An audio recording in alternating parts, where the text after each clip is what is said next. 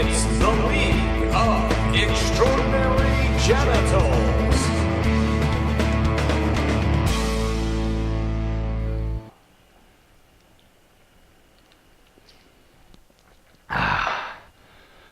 All right, welcome, ladies and gentlemen, and yes, finally, after many, many months of waiting, the NFL season has started, and that means one thing: the L.E.G has started. I'm your host, as always, John David Brake, and I am not the father. All right, on today's webisode, we're going to go over the draft with a very special guest, an owner who was on last year, a very popular guest. And obviously, we're going to go matchup by matchup for the Week 1 L.E.G Fantasy Football League. And you know what? Let's just cut the crap and let's go straight to the roundup. All right, Week 1 is here, and let's go to the first key matchup between Dick Farton and KD Break. I'm talking about Party Like a Gronk Star and K.Y. Hilton. Great camera angle turn. All right, let's go to first matchup. We got JD and Mick going head-to-head. Big rivalry here. JD got Tony Romo and Dez Bryant combination with AJ Green and Vincent Jackson. One of the most deadly aerial attacks in this league, and it's a PPR league, so that is huge. However, taking a big gamble with Giovanni Bernard and Monty Ball. Monty Ball not getting the start in Denver. It's going to be a running back by committee, according to their head coach. Mick Barton, also known for taking wide receivers, grabbing Colin Kaepernick. Big yards on the ground, big yards in the air, probably big turnovers as well for young Kaepernick.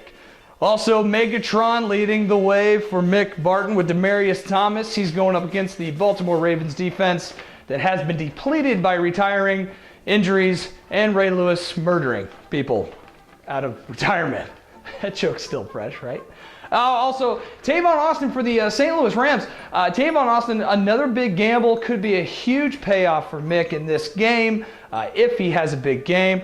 Also, kind of a question mark is Rashard Mendenhall for the Cardinals. Not sure how that's going to look in Bruce Arians' offense over there. This matchup is kind of close, except for NFL.com has it as Mick 208 to 83. I went on Yahoo and found a more reasonable score. Unfortunately, I like Mick in this matchup, 169 to 158. All right, let's head to the next matchup. James Yarnell and the mighty, mighty Woolly Mammoths taking on Michael Griffin in the last place Bacon Nazis from last year. James Yarnell picked up Andrew Luck, who looks to improve on his completion percentage with more passing in the new West Coast offense under that Pep guy. I can't remember his name. Also, Vernon Davis, tight end for the San Francisco 49ers, did not gel well towards most of the season with Colin Kaepernick until towards the end of the season. And he's got Jamal Charles, questionable if he's healthy. This could be a really great pickup. He's going against the Jacksonville Jaguars, who are probably one of the worst defenses in the NFL. Now, Griffin took Peyton Manning, I think, with his first pick. Sure, yeah, why not? That's why you get last place. Yeah, okay. Torrey Smith for the Baltimore Ravens going against Denver. And as we recall, Denver got torn to shreds by that Baltimore Ravens passing game. Now, Steven Jackson is now on the Atlanta Falcons. And it's kind of a question mark here for Griffin just because it's Steven Jackson. He could be on any team. I don't like that matchup. Jordy Nelson against the Niners.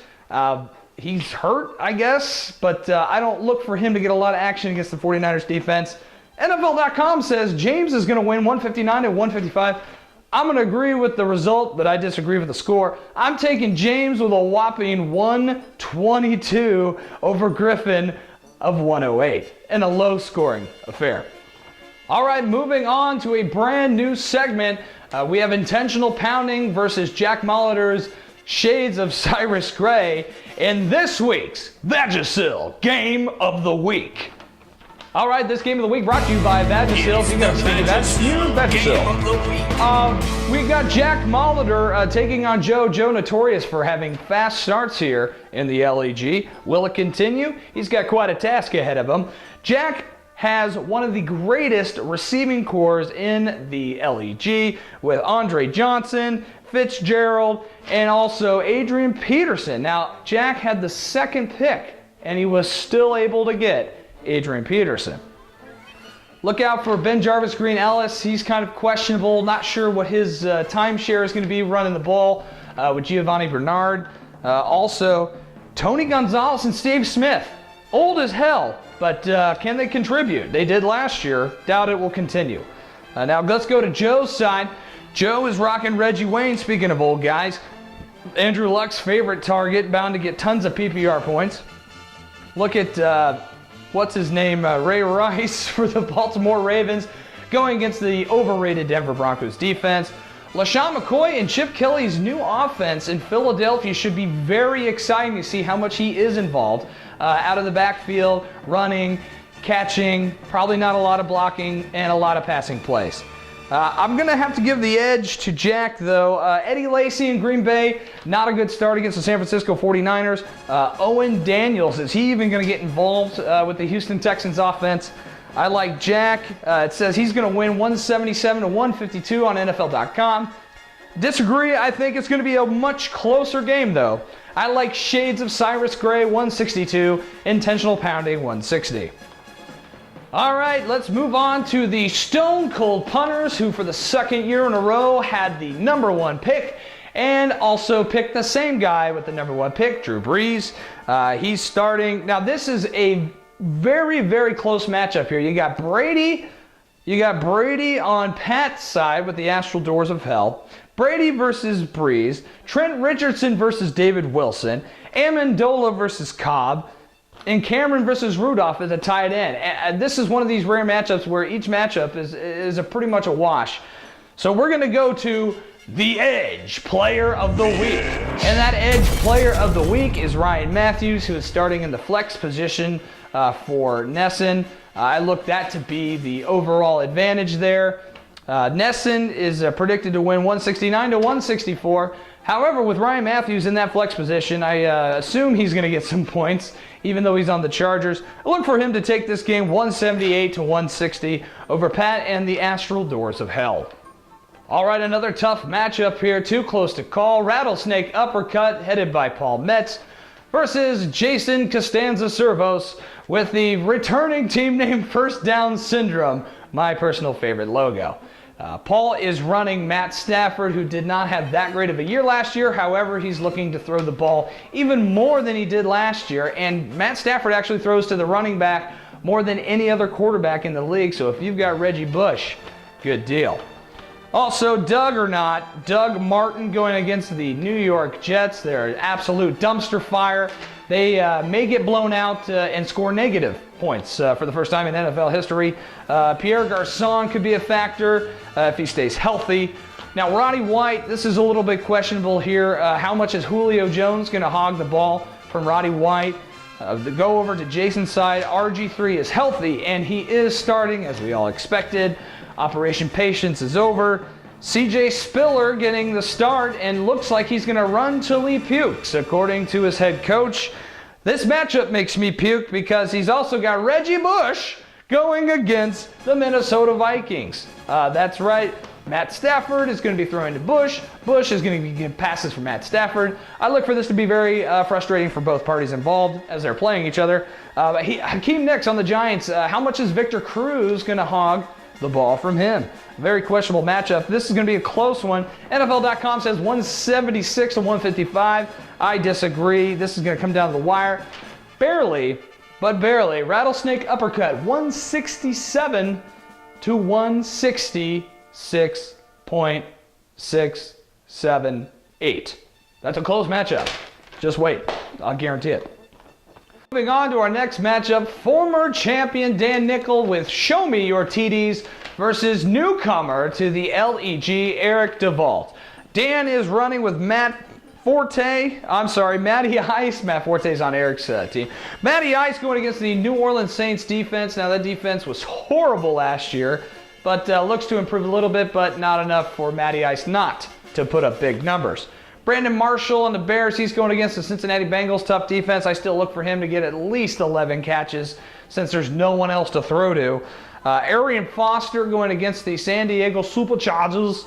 and the Superchargers don't have a defense. I look for him to run up the score. Deshaun Jackson on the Philadelphia Eagles. In Chip Kelly's new offense, what's his role? Is he going to be in the slot? Is he going to be going deep? Is he going to be running reverses? I actually think he's going to be playing more of a slot role. And also look for him to do a lot of trick plays in that offense that he ran at Oregon. So possible points on the ground and in the air for Deshaun Jackson. Or he just won't do anything at all and totally screw Dan Nickel. Now, Eric went with Matt Forte as his number 1 overall pick. He's going up against the Cincinnati Bengals' stingy defense.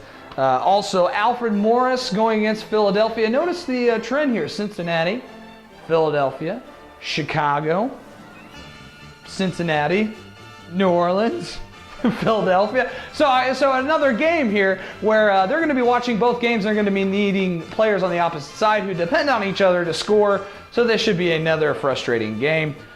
Eli Manning for Eric DeVault's team. Not sure which Eli is going to show. Will it be the one who was a fantasy dream a couple years ago or a fantasy dud last year? Also, Marquise Colston for the New Orleans Saints. It's a total crapshoot in New Orleans. If you're a receiver, unless you're Jimmy Graham, you just don't know if you're going to score 20 points one week or 2 the next. I'm going to give the edge to my upset underdog pick of the week to newbie Eric DeVault for Indo Whedon. I like him in this game, 169 to 159. All right, let's round out the final matchup for this week 1. It is Gridiron Maidens versus Team Dogs. Another rookie here. John Dahlgren with the creative name Team Dogs, even though he changed it on NFL.com, which I really wish he didn't do. But anyways, too late, I made a logo, so you're stuck with it, Johnny boy. Now, newbie John Dahlgren drafted Aaron Rodgers in the first round. Not a bad pick. However, his first week is going up against the San Francisco 49ers defense.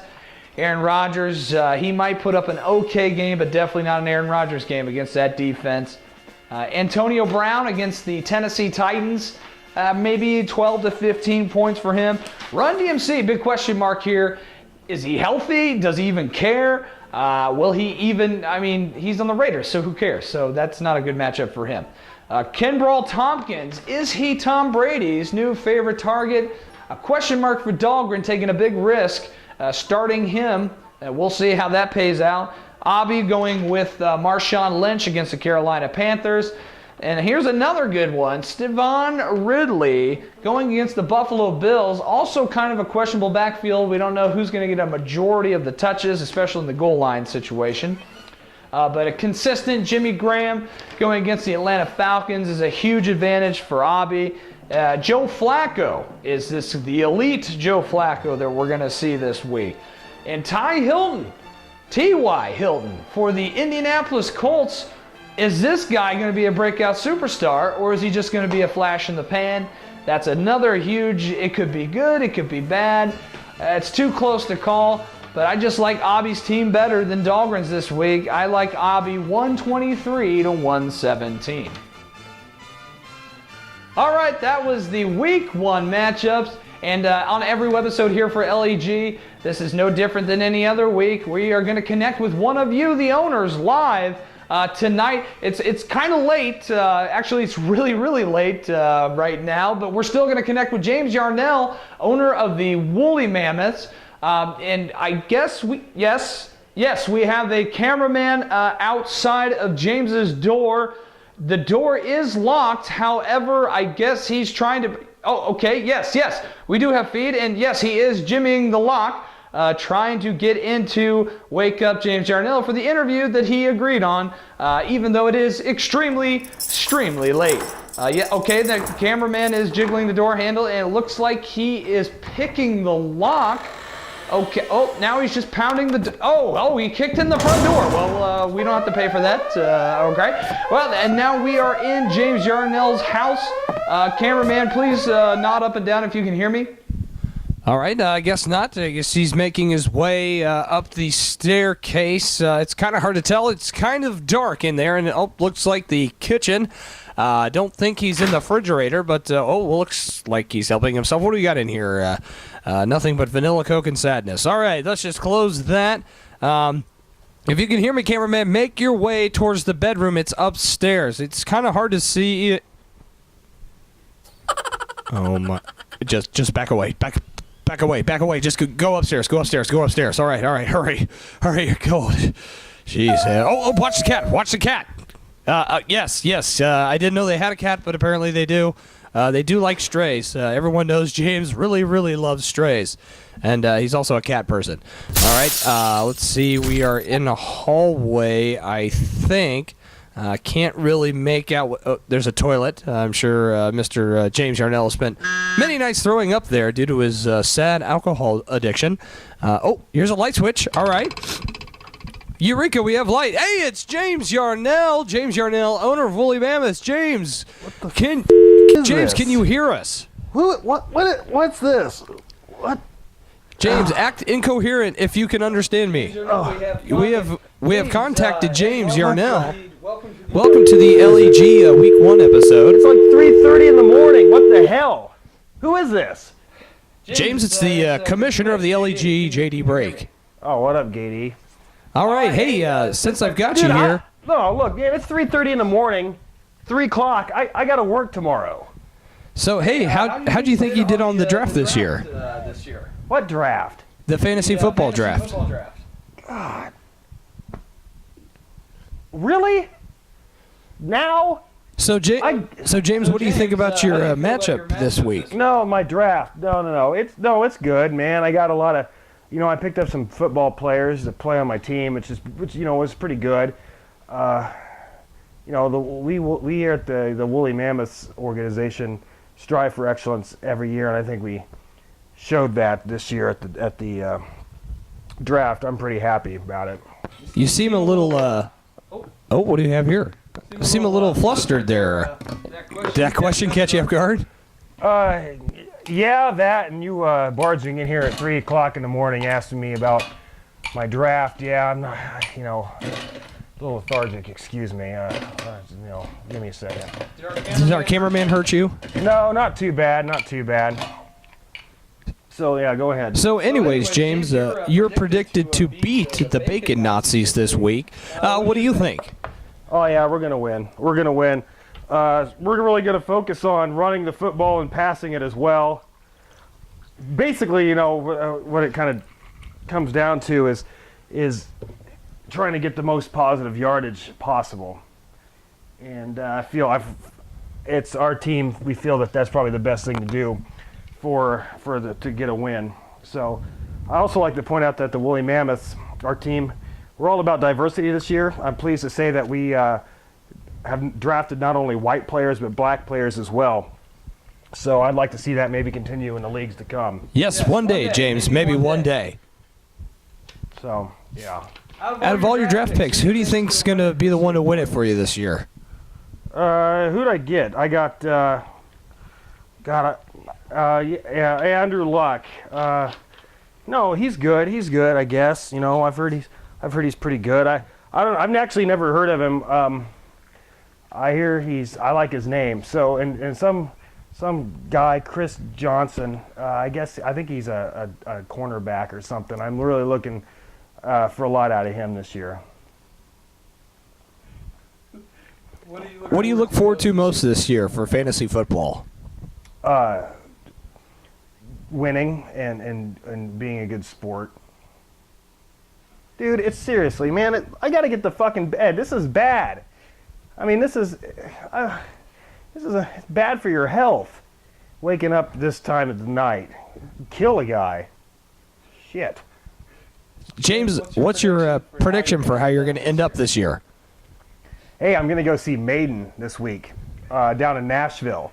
And I don't know if Megadeth too. I don't know how many people have heard their new album. It's actually not bad. Some people, there's kind of mixed reaction overall, but I think it's got a few solid tracks. All right, James, do you have anything to tell the people watching at home or any predictions this year? Yeah, I'm not too. Who am I playing? You're playing Michael Griffin. Griffin, man, I'm not too worried about it. He's just going to be too busy posting some stupid Facebook status about bacon. So I'm not too worried about it. He's going to be busy doing that. All right, James. Thank you, James. Have a good night. Sorry to interrupt. All right, hurry. The cops are coming. Hurry.